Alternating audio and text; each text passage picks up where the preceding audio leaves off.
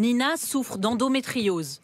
Régulièrement, elle est sujette à des crises de douleur si fortes qu'elle ne peut se rendre au travail. Dès cet été, elle aura droit à des journées d'absence autorisées financées par son employeur, Carrefour. Il m'est même arrivé une nuit de m'évanouir de douleur tellement j'avais mal à cause de l'endométriose.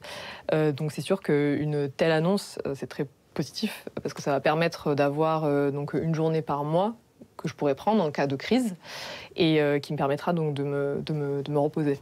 Sur présentation d'un certificat médical, toutes les salariées du groupe atteintes par cette maladie pourront bénéficier du statut de travailleur handicapé.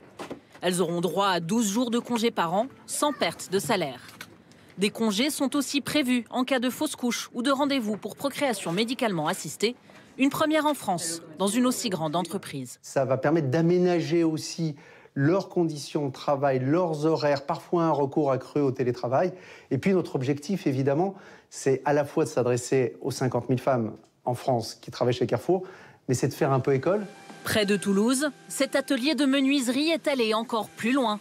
Des congés menstruels.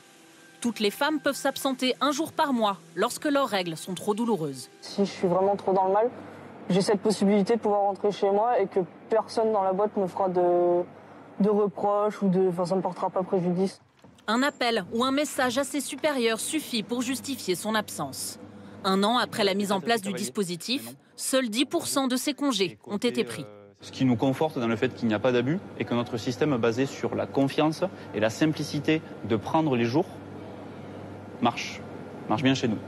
En février dernier, l'Espagne a adopté une loi créant un congé menstruel. En France, une proposition de loi sur ce sujet sera présentée prochainement à l'Assemblée nationale.